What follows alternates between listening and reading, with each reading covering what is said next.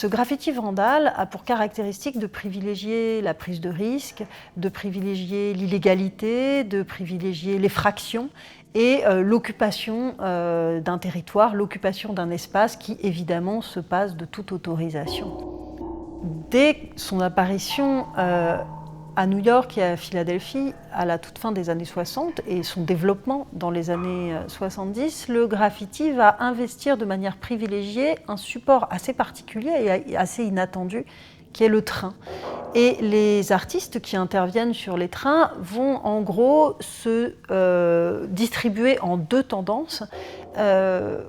Grosso modo, schématiquement, la première tendance privilégiant la prise de risque, la prouesse, la confrontation avec l'illégalité, avec les contraintes du support qu'est le train, qui nécessite de s'introduire dans des dépôts, qui nécessite aussi de prendre des risques physiques, puisqu'il y a un vrai risque d'électrocution.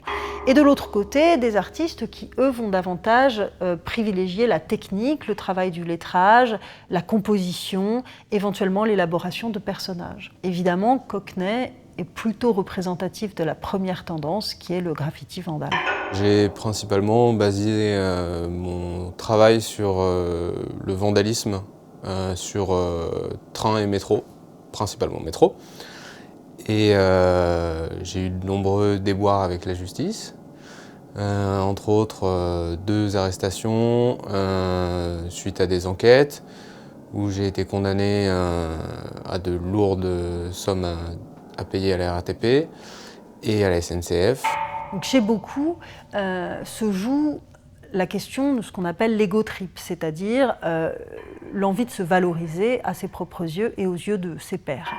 Et il y a aussi l'adrénaline que sécrète ce type d'aventure. Cockney, lui, revendique une approche plus politique du graffiti, approche qu'il hérite d'un passé militant dans les milieux anarchistes et qui voit dans le graffiti une manière de révéler les failles du système dans lequel nous vivons. Ce faisant, il s'expose bien évidemment à des poursuites. Qui dit poursuite dit procès dit défense, donc avocat. Parmi eux, Emmanuel Moine. Je les défends parce qu'ils ont eu maille à partir avec la justice et parce que j'ai estimé que je pouvais apporter quelque chose.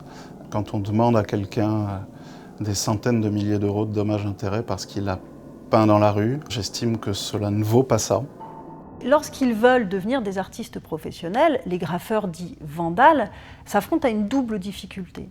La première difficulté, elle tient au fait de représenter un travail qui est difficilement représentable. Le graffiti, c'est d'abord un geste, c'est d'abord une somme de gestes, c'est une série de franchissements, une série de transgressions, c'est une décharge d'adrénaline. Et toutes ces choses-là sont difficiles à représenter.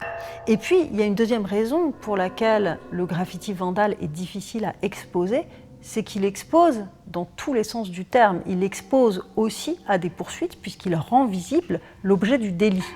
Pour s'exposer sans s'exposer, d'une certaine manière, les artistes vont être obligés de ruser. J'ai décidé, pour continuer en fait, la transgression dans laquelle je plaçais mon travail, d'utiliser en fait, le matériel judiciaire qui m'avait été fourni lors de mes arrestations pour poursuivre mon travail artistique.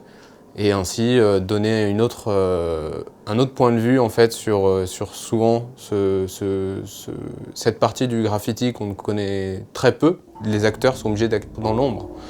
Donc passons à la lumière, j'ai voulu donner un autre point de vue et une autre image de ce qui existait aussi dans le graffiti.